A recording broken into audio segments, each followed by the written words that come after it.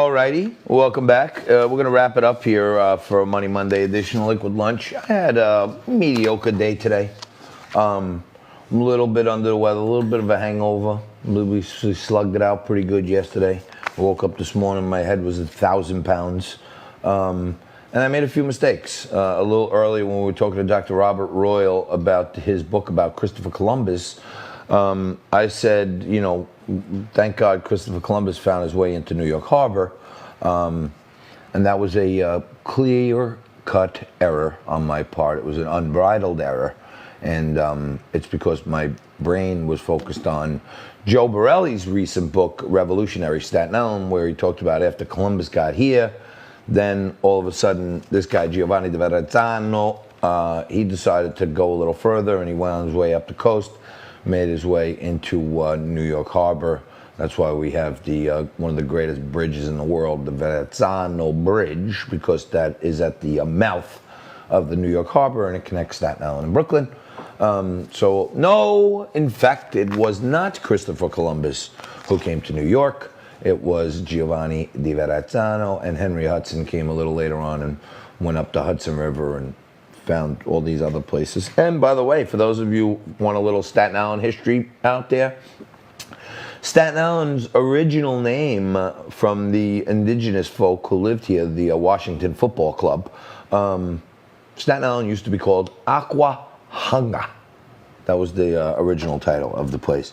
Now, one thing we're hearing about all the time, a black person is killed or hurt in an altercation with police, and it's all over the news. Everywhere you could imagine. Black man, white cop, news everywhere, okay?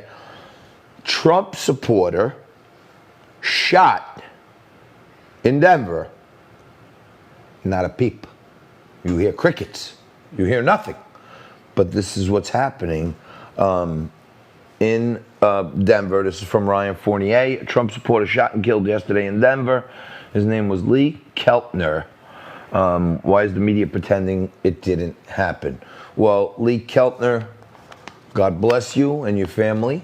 And God bless us all, because the left-wing media is really trying to kind of like condition our brains. And another way they're conditioning us to stay home and be lazy slobs and live off the government and move us towards a socialist society is by closing down business. Lockdowns are happening, hotspots are popping up, they got businesses shut.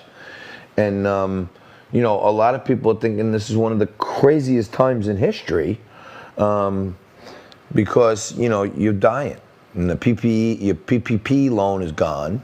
Your unemployment just got cut in half, and you can't open your business, and you start thinking, wait a minute, what is going on here in America? You know, you can open your business, and Rogan O'Hanley put it perfectly. He said this is the first time in American history when you get in more trouble for opening your business than burning down someone else's. Think about that. Think about that. Okay, rallies, flag burning, Antifa, Black Lives Matter, looting, rioting, burning, throwing Molotov cocktails at cops. All these thousands of people could be out there protesting. Churches are shut and businesses are shut. They can't open their business. So you go out and you torch a store in New York City, where we have a liberal mayor and we have the worst DA in the country. Okay, you go out and torch a store in the name of Antifa, okay, nothing happens. They arrest you, bail reform, they throw you out. The DA says, nah, we're not going to charge any of these protesters. So you burn down a business, you're let out of jail. Try to open your business because you need to feed your family, and you're going to get fined, locked down. If you resist, you're going to get arrested, okay?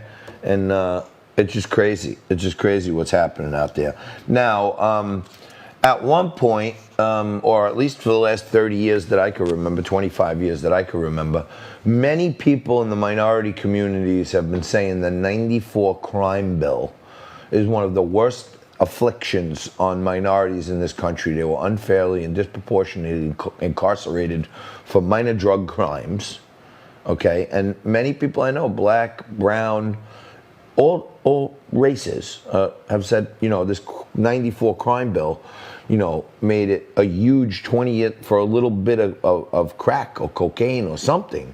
And I'm not advocating for that, but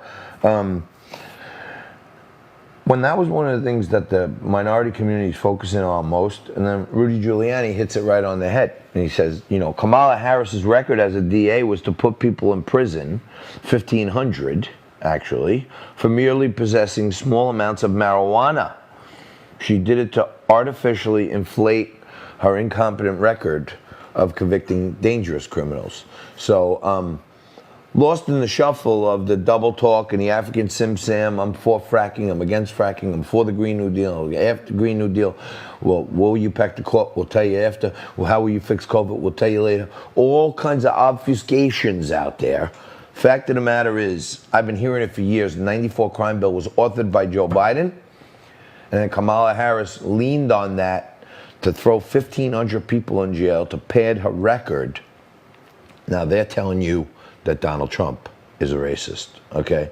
And by the way, even Kamala Harris called Joe Biden a racist in the Democratic primaries, and Bernard Kerik, former New York City police commissioner on 9/11, he said Kamala Harris called out Joe Biden as a racist.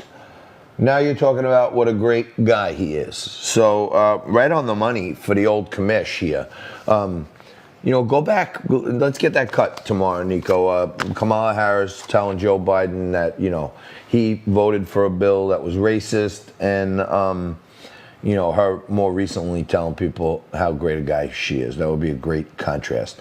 And as I have posited to you many times on this show, I'm really unhappy about the remote learning. My daughter Ava is in Marist College, and she's on campus, but still remote learning, okay, because they don't want an outbreak.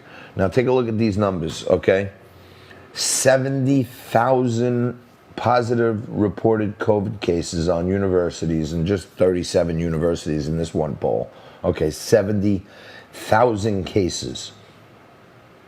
3 hospitalizations, 0 deaths. Okay, so 70,000, 10% would be 700, 1% would be 7, 3 is 0.5%, okay? So 0.5% of 70,000 college students with COVID actually even went to the hospital. Forget about deaths, that's at 0, okay? Shows you how crazy our friggin' world is going. Okay, I'm going crazy. I'm hopping out of here. I'm shooting to the airport. I'm going to Salt Lake City, Utah, to see my buddy Brock Pierce. He's out on the campaign trails, a third-party candidate. He's running for president. And I will see you tomorrow from the mountainous and beautiful Salt Lake City, Utah. Have a great day. We'll be back tomorrow. Same bad time, same bad channel. More Liquid Lunch.